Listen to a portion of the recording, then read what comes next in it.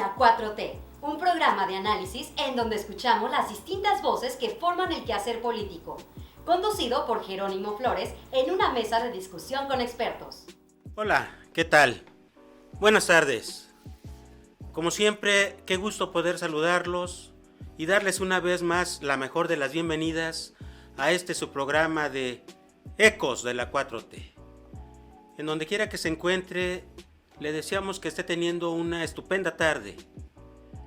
Hoy es jueves, día de Ecos de la 4T, y estamos transmitiendo para todos ustedes desde la ciudad de Guadalajara, Jalisco. Sí, escuchó bien, desde Guadalajara, capital de Jalisco.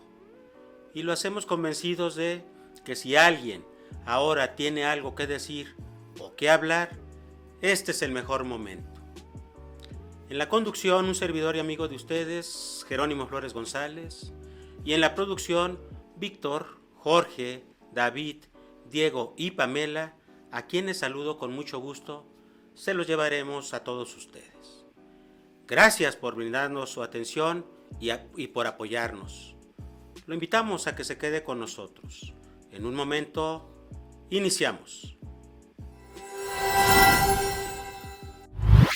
Miren ustedes, para este programa, tal y como ya lo hemos venido haciendo, les tenemos preparada información que esperamos sea de su completo interés y agrado. Como siempre, vamos a tener la participación de Andrea con su sección Andrea te lo explica. Igualmente nos estarán acompañando en el estudio el profesor Gabino Berumen y el maestro Antonio de Jesús Mendoza, integrantes del equipo de Ecos de la 4T, con su participación semanal. Y tendremos la participación de nuestro monero Júpiter en su muy gustada sección El Rincón de Júpiter. Comenzamos. Ok, sigamos. ¿Cómo? Ok, sí, te entiendo que eso de las fases te pueda resultar confuso, pero no te preocupes, ahora te explico. En primer lugar, estas fases no van a sustituir los grados escolares como se pensó en un principio. Los grados escolares se mantendrán en la educación básica, mientras que las fases de aprendizaje obedecerán a una organización pedagógica para profundizar los contenidos y favorecer el aprendizaje. En todo momento se contempla la autonomía curricular, que es una parte fundamental del plan y de los programas de estudio. Los docentes tendrán libertad creativa para desarrollar contenidos adicionales, estructuras pedagógicas y progresiones para ampliar el aprendizaje y afianzar el logro educativo de niñas y niños, ya que son estos los que tienen mayor contacto y experiencias con los alumnos, a diferencia de programas anteriores, los cuales fueron diseñados en su mayoría con gente que no siempre había tenido experiencia en aulas y que además estaba basado en un sistema educativo centralista. Es decir, que estaban diseñados de manera homogénea, no tomando en cuenta las diferencias regionales de nuestro país. Es decir, en la reforma educativa se propone un enfoque regional y local. Se prioriza la educación especial para los pueblos indígenas, dejadas de lado por los gobiernos anteriores. Gracias por continuar con nosotros. Miren, ya formalmente y para fortuna de Ecos de la 4T, se incorpora como integrante del equipo el profesor Gabino Berumen. Profesor. Qué gusto, Hombre, qué gusto, licenciado Jerónimo, que me consideren como parte de esta casa, sobre todo porque yo me siento muy cómodo de venir a compartir algunas reflexiones que sin duda son de interés para la ciudadanía en general, por los tópicos que se manejan tanto a nivel nacional como a nivel local, que debe de ser para toda la ciudadanía, tanto nacional como jalisciense, de interés de estar cada vez más informada. Mire, pues yo vuelvo a insistir, gracias en verdad por sumarse y, como lo acaba de decir profesor Gabino, poder estar en la posibilidad de a nuestro público, a la audiencia que sigue este programa de Ecos de la 4T, poder compartirle las reflexiones que, como también lo señala, de los diferentes tópicos que día con día en este proceso de transformación se dan y que es vertiginoso. Esto no se detiene, esto no para. Sin duda, la política es muy dinámica. Así es. Y por lo tanto, en ese extraordinario y complejo proyecto de estar actuando y diversificando todas las cuestiones que se manifiestan en todos los ámbitos de la sociedad, pues uno tiene que estar también darle esa preeminencia a todos esos elementos que son sustantivos de análisis, de reflexión, de hacer prospectiva política, porque esto se debe de entender como parte de una dinámica de la sociedad.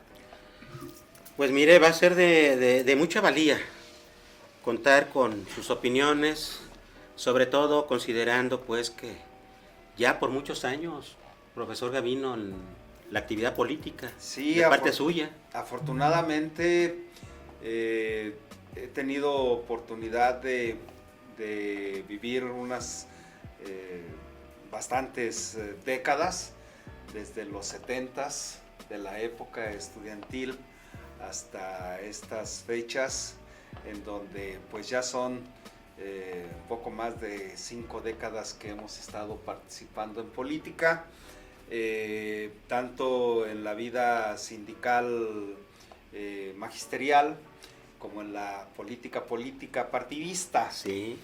Y eso pues de alguna manera es parte de ese sentido y sentimiento por el deseo de servir en el ámbito en el que uno se encuentre, ya sea en el ámbito laboral o ya sea en el ámbito político, académico, porque también hay que decirlo, pues poco más de 40 años ininterrumpidos en el trabajo docente y académico en la Universidad de Guadalajara, pues me dio mucha satisfacción y experiencia de formar muchas generaciones.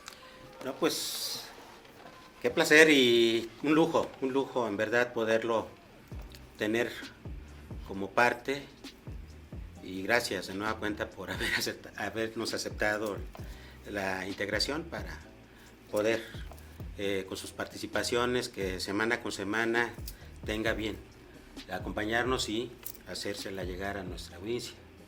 Como lo referí en un principio, el agradecido soy yo, porque uno debe de tener ese compromiso de estar siempre dándole a la sociedad la mayor oportunidad de una información veraz.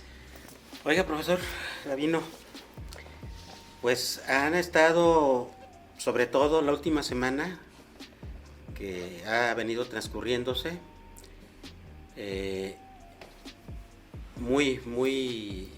ha habido mucha actividad y mucho que comentar en relación a la seguridad pública del país, y particularmente con el tema de lo de la Guardia Nacional.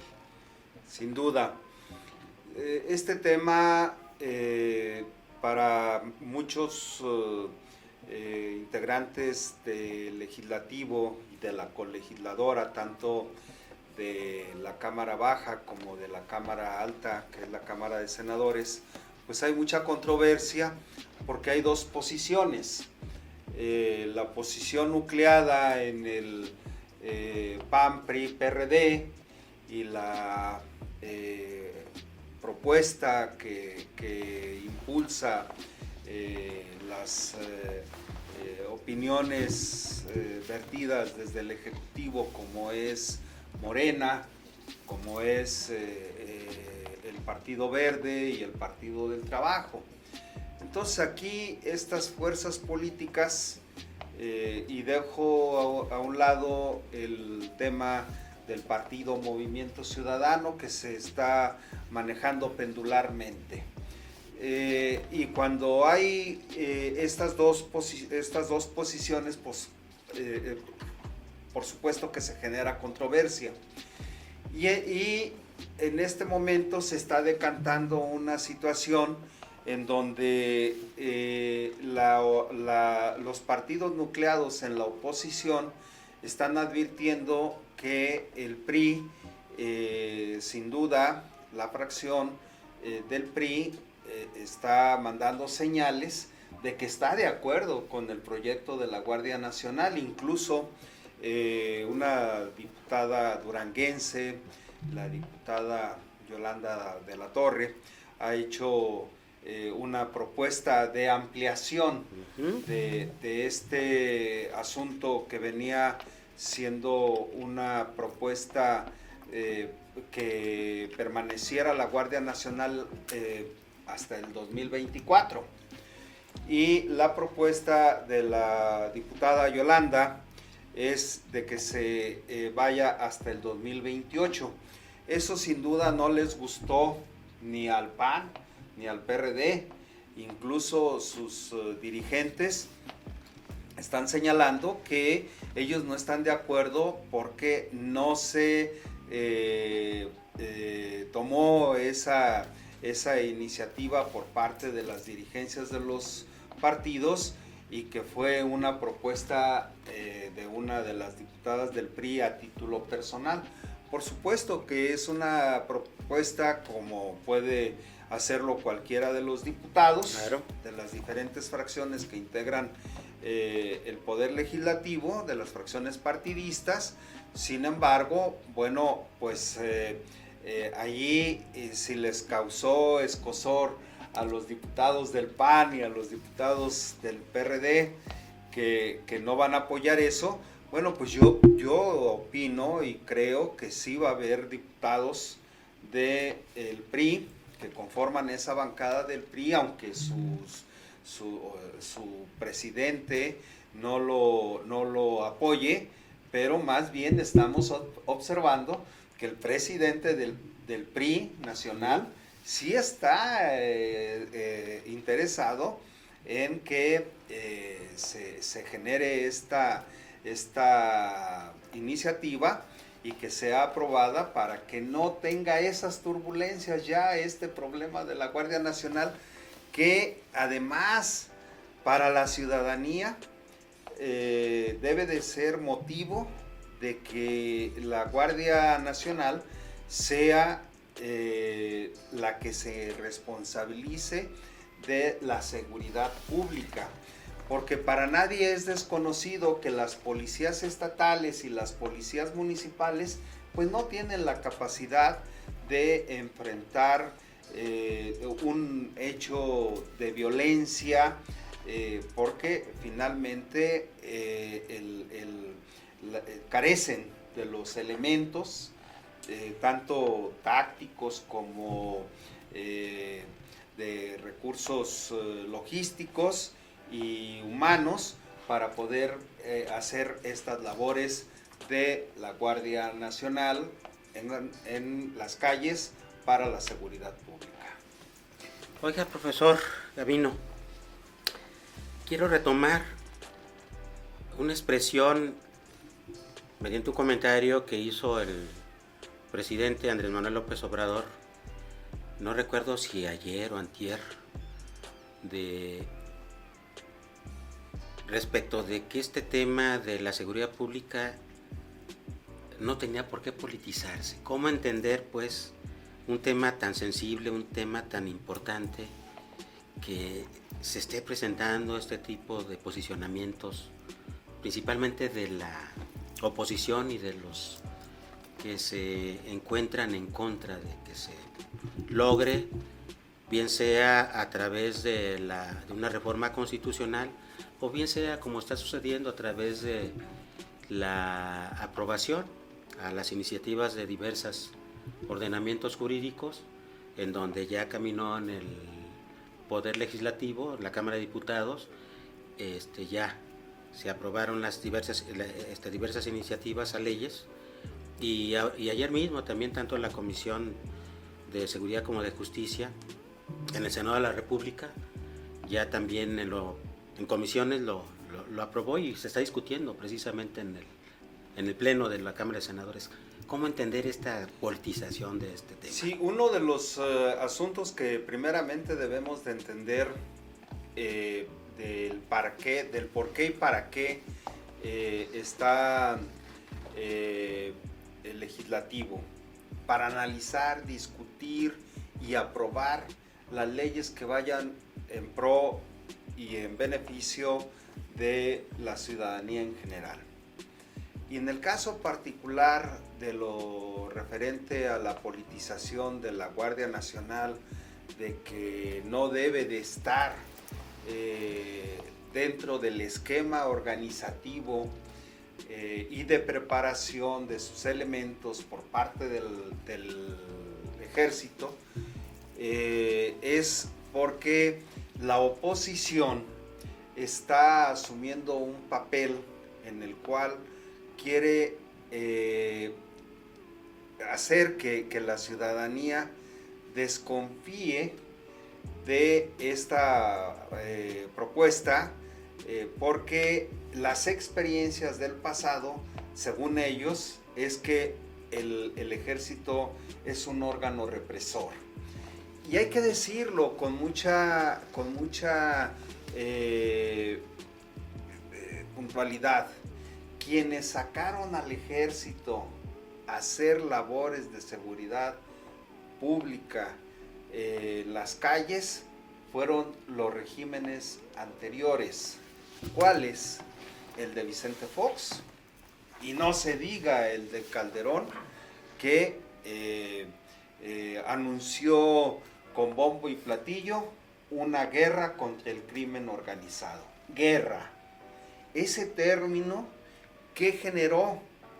Pues por supuesto que un sinfín de latrocinios, porque les decían a los responsables del ejército, les decían que a como diera lugar hicieran su tarea, que de los derechos humanos el gobierno se encargaba. Entonces, ¿qué le estaban dando estos regímenes a las Fuerzas Armadas? Licencia para que hicieran a su antojo violación de los derechos humanos. Entonces, cuando nosotros estamos viendo que esta oposición, principalmente los panistas, son los que dicen que no, que se regrese el ejército a las calles, a sus cuarteles, que no deben de estar en las calles haciendo labores de seguridad pública, cuando ellos fueron los primeros que lo hicieron y que ahora no les gusta.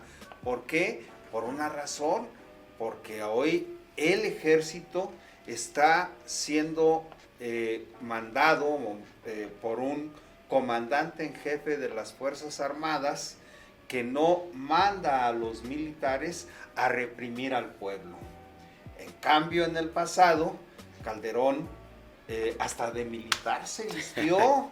Sí, una casaca y una gorra militar que no le quedaban. ¿Y cuántas caricaturas surgieron a partir de ese hecho? Se en donde se veía este personaje junto a los generales, pues portando una casaca militar que no le quedaba. Pero ¿a dónde fue primeramente a declarar esa guerra contra el crimen organizado? A Michoacán. ¿Quién era el gobernador que estaba en ese momento en Michoacán? Lázaro Cárdenas Batero. Sí. Y entonces ahí fue precisamente Felipe Calderón, sobre todo porque uno de sus gritos de euforia que hacía era que iba a combatir con toda la fuerza del Estado al crimen organizado. ¿Y a dónde fue? Supuestamente a su estado natal. Entonces, esas imágenes, esas señales que han mandado los diputados de Acción Nacional es un tanto cuanto para cubrir esas formas tan espectaculares que no le dieron resultado a ese gobierno espurio de Felipe Calderón, y también no le dieron resultado tampoco al gobierno priista de Enrique Peña Nieto. ¿Qué sucedió? Pues que ahí están todos los daños colaterales. Porque eso los justificaban. Si había muertos de la sociedad inocentes, eran daños colaterales. Entonces, esa conceptualización no se puede tomar en consideración porque, pues, ya la población no se los cree. Oiga, profesor, en el caso de la relación de los gobiernos municipales y gobiernos estatales, principalmente de los gobernadores de cada entidad federativa,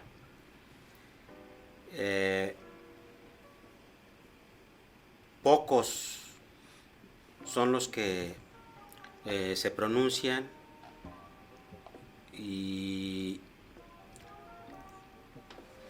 pues no hay también alternativas, soluciones que puedan ofrecer, y sin embargo, si se muestran en contra de que pueda darse esta situación de la Guardia Nacional, donde pueda ser operada por el Ejército, reniegan de esta situación, mas sin embargo, cuando hay un problema serio en cada uno de sus estados, piden el respaldo del Ejército. O sea, es algo pues incongruente.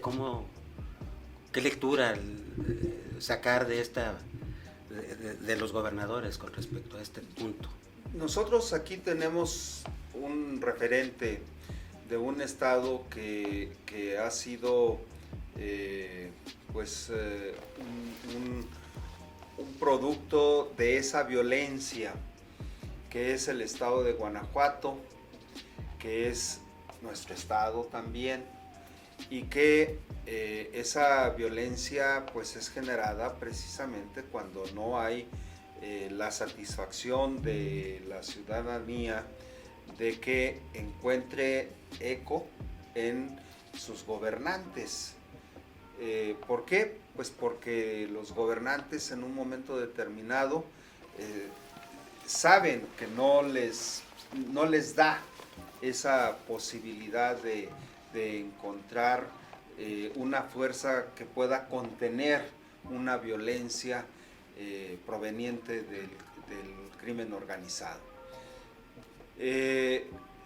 Y bien lo señala, cuando hay una situación de esa magnitud, ¿a dónde se recurre? Pues a las Fuerzas Armadas. Que intervenga el Ejército, que intervenga la Marina y hoy que intervenga la Guardia Nacional. Que no se vaya la Guardia Nacional. Al contrario, el presidente en este momento, el presidente ha hecho todo lo posible porque existan los cuarteles de la Guardia Nacional en todas las entidades federativas, a tal grado de que ahorita se tienen ya construidos alrededor de 260 cuarteles en todo el país, con el propósito de resguardar precisamente a la población en circunstancias adversas. No se diga cuando hay asuntos relacionados con las inclemencias del tiempo o de la naturaleza, como son los sismos o las fuertes lluvias o las inundaciones. ¿Quiénes son los que salen al rescate de la población? Pues el Ejército, la Marina y hoy la Guardia Nacional. Y lo que dice el presidente, ¿cómo es posible que estén politizando este tema cuando el Ejército o todo lo relacionado con la estructura burocrática del Ejército y de las Fuerzas Armadas, incluyendo a la Marina, son las más organizadas, las que tienen una estructura organizacional cuasi perfecta. Entonces, ¿qué es lo que se pretende? Que la Guardia Nacional asuma esos roles de una estructura siempre vigilante para satisfacer las necesidades de la población, y que también se asuma con esas características de una estructura logística desde su organización y desde su cadena de mando. Entonces, siempre ser en ese orden de ideas con lo que el propio ejército y las Fuerzas Armadas en su conjunto han demostrado que asumen esa responsabilidad con mucha lealtad. ¿A quién? Al jefe del Ejecutivo Federal, que es su comandante en jefe. Entonces, cuando recibe órdenes como las que está recibiendo ahora, de que sean muy responsables de la vigilancia y de la supervisión, en este caso de la Guardia Nacional, sin violentar los derechos humanos, pues caray, bienvenida esa iniciativa del presidente de que la Guardia Nacional haga las tareas y funciones con una estructura que tenga que ver con el orden de la milicia. Pues esperemos que también ya en un momento dado se pueda ir esclareciendo, y también pues desde la parte política, regresando a lo que le planteaba a los gobernadores, pues también, si no están de acuerdo, que lo digan, pero también que propusieran a los ciudadanos también de cada una de sus entidades federativas de qué manera se les va a brindar seguridad, porque pareciera ser pues que no quieren allá y tampoco le entran acá, y a uno lo dejan en completo estado de indefensión. Así es. Que afronte uno la situación como, ahora sí que como le vaya yendo en la feria. Así es.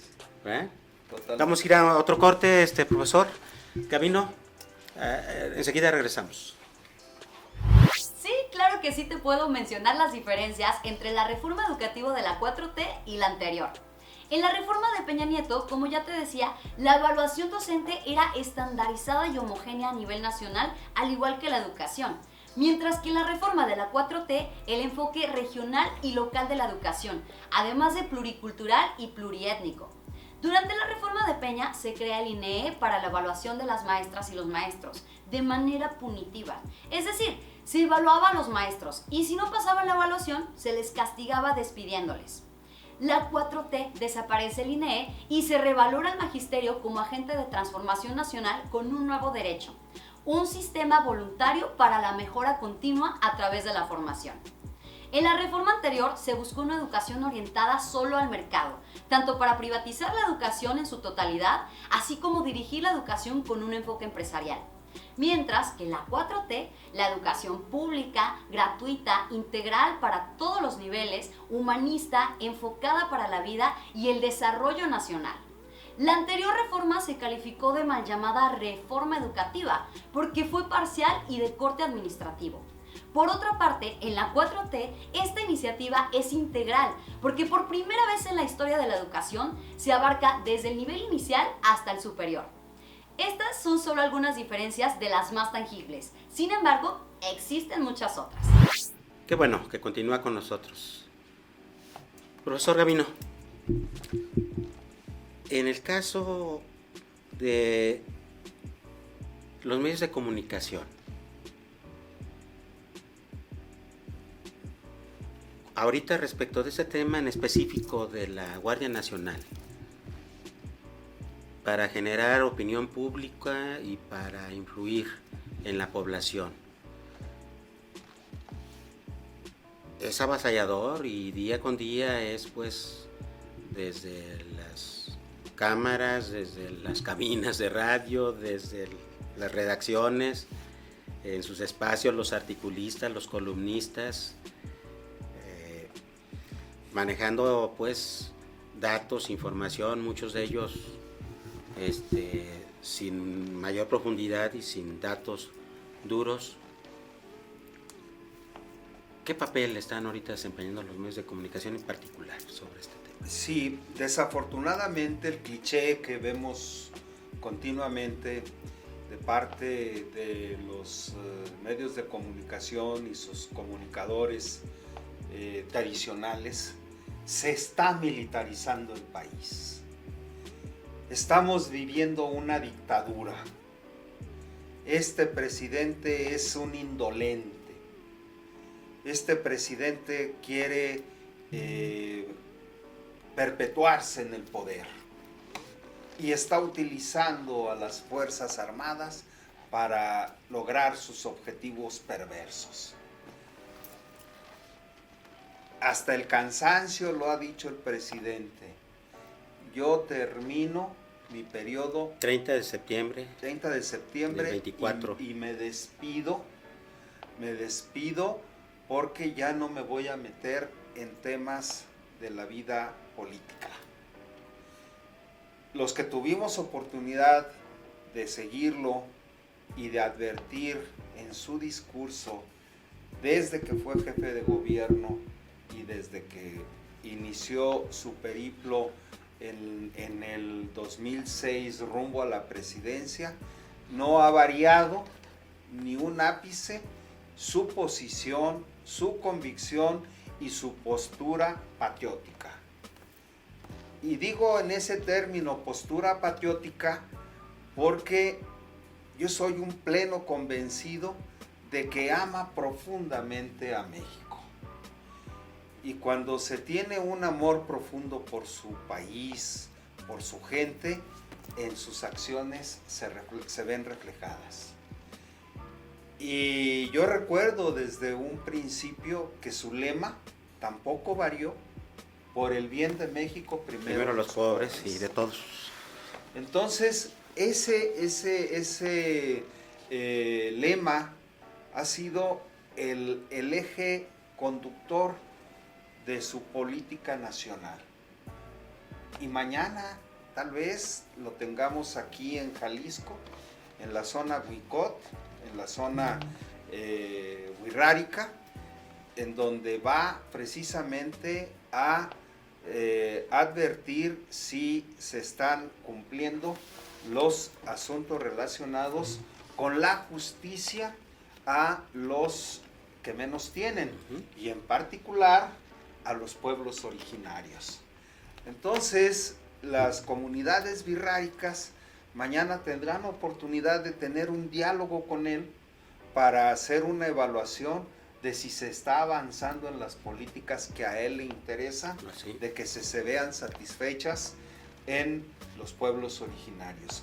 Y ya lo pudimos ver con los pueblos seris, ya los yaquis, en Chihuahua, en la zona del sur-sureste.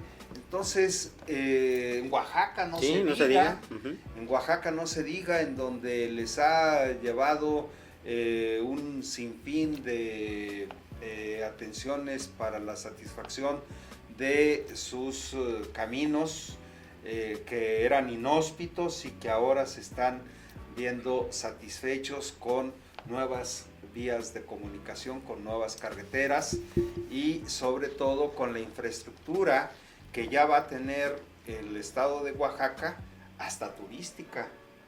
Entonces, quiero decir que eso básicamente es el fiel cumplimiento de sus promesas de campaña en el 2018, y que ahora tendrá que evaluar cuántos de esas 100 promesas de campaña que hizo se han cumplido. Y yo digo que le quedan escasos dos o tres, y una de ellas es la más sensible, que es la de la seguridad pública, en donde también lo ha dicho: si no se combate la inseguridad atendiendo las causas, no hicimos nada. No hicimos nada. Así de sencillo. Entonces está reconociendo también él que este es un tema que no debe de ser nada más de su interés, sino debe de ser de interés de toda la población. ¿Hay militarización? Como por supuesto los que, medios y... Por supuesto que no, porque si hubiese ese fenómeno de militarización, estuviéramos viendo al ejército en las calles atemorizando a la población con toques de queda. La gente que dice eso no sabe exactamente lo que es una dictadura y el poder militar en las calles reprimiendo a la población. En otros países, la Guardia Nacional, volviendo al tema, ¿de quién dependen? De sus ejércitos. Pero en el caso nuestro, este ejército que nosotros conocemos a través de este gobierno, jamás lo hemos visto reprimiendo al pueblo. Jamás lo podemos ver o que se repitan escenas como la que se vivió con el caso de Ayotzinapa, con el caso de Acteal, el 68. Con el caso del 68 y muchas represiones más que se vieron en los regímenes anteriores. Profesor Erumen, en este tema que hemos venido abordando hasta ahorita, el de la Guardia Nacional, parece ser que ya también dentro del movimiento de los partidos que apoyan al Ejecutivo, en este caso Morena, y en el Senado también Morena, el PES, Partido Encuentro Social, y el Verde. Bueno, y el PT también. Y el PT. Así es. Pero principalmente, ya ve que en el seno de la fracción parlamentaria de Morena, ahí como que se dieron algunas cuestiones que a más de algunos nos pusieron pensativos a reflexionar. Claro. Pero parece ser que ya se va aclarando cómo percibe ahorita actualmente ya con lo que se está dando, de que ya se está discutiendo, y si finalmente van a terminar de darle el respaldo a que salga adelante las iniciativas y el presidente del país pueda, como lo tiene proyectado, el próximo 16 de septiembre hacer la entrega de la Guardia Nacional a la Defensa Nacional. Yo digo que se está haciendo un ejercicio extraordinario de diálogo en el Senado, sobre todo porque las señales que se dieron para elegir la nueva mesa directiva del Senado en este periodo ordinario de sesiones, pues evidentemente causó sensación y sensación de desconcierto, porque el tema era de que se pensaba que había una profunda división al interior de Morena. Cuando las cosas pasaron después de ser electo el presidente del de Senado, la mesa directiva de la Cámara de Senadores, pues ya las cosas empiezan a tomar un nuevo derrotero. Institucional, sobre todo. Ser institucionales. Eso es lo que jamás se debe de soslayar. Por el contrario, se debe de privilegiar una permanente comunicación entre las partes. ¿Por qué digo entre las partes? Porque eso es precisamente el que una parte del PRI, una parte del PAN, una parte del PT, otra parte del Verde, otra parte de Morena, se deben de poner de acuerdo en los temas que deben de ser torales para la población en su conjunto. No deben de pensarse por cuestiones sectarias, particulares o de grupúsculos. Se debe de pensar en bien de la nación, en bien del pueblo. Y para eso están los senadores, para representar los intereses de los estados. La Cámara de Diputados, los legisladores representan al pueblo. Por eso la división geopolítica de 300 distritos electorales. Sí. Entonces ahí está representado el pueblo. Y en el Senado de la República están representadas las 32 entidades federativas. País, sí. Por lo tanto, los senadores son los que tienen la obligación ineludible de hacer una colegislación con la Cámara de Diputados para que todo lo que vaya a aprobarse sea en función de los intereses populares y de las entidades federativas. Por eso es que creo que ahora se pasará a darle margen de institucionalidad al trabajo legislativo. Entonces, si en el pasado vimos algunas turbulencias, yo creo que ahora va a haber más... Ya viene la calma, se van a sentar las aguas. Y sobre todo, a mí no me acaban de convencer los de la oposición de que van a estar en favor, siempre van a estar en contra. Van a estar en contra porque esa es la tarea de cómo están llamando la atención de la ciudadanía con esos alardes y esas alaracas de la dictadura, de la militarización, del dictador y de todos esos elementos que a su leal saber y mal entender creen que les está dando mucha posibilidad de que la gente esté apoyándoles, y lo estamos viviendo y lo estamos advirtiendo, que cada vez más la gente se convence en que están echando mentiras, y que con mentiras no van a lograr convencer a la población para que les dé el voto que ellos están anhelando para el 2024 recuperar la presidencia de la República.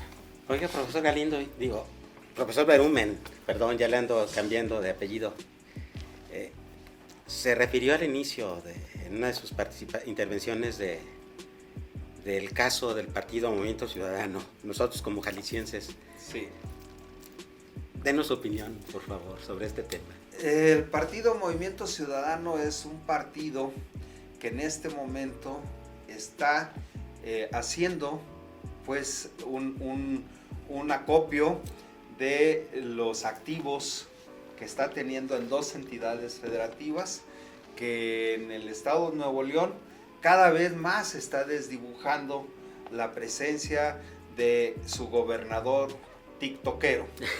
Y en el caso de nuestro estado, pues también el partido Movimiento Ciudadano no logra conjuntar las voluntades que se pudieran creer que tiene, merced a cuando ganó el gobierno del estado de Jalisco el partido Movimiento Ciudadano.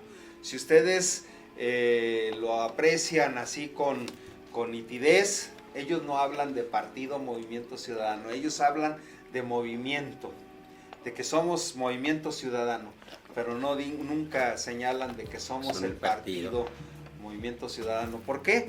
Porque los ciudadanos están perdiéndole la credibilidad a los partidos, y particularmente al partido Movimiento Ciudadano. Bueno, pues desde luego que, híjoles, ahí está todo lo que nos acaba de plantear en esta amena conversación, profesor Gabino Berumen. Por cuestiones de tiempo tenemos pues que despedirnos. Lo invito por favor a que se quede también, a que vayamos a la parte final del programa. Vamos a ir al rincón del estudio que más le gusta a nuestro monero, a Júpiter. Vamos al rincón de Júpiter. Gracias.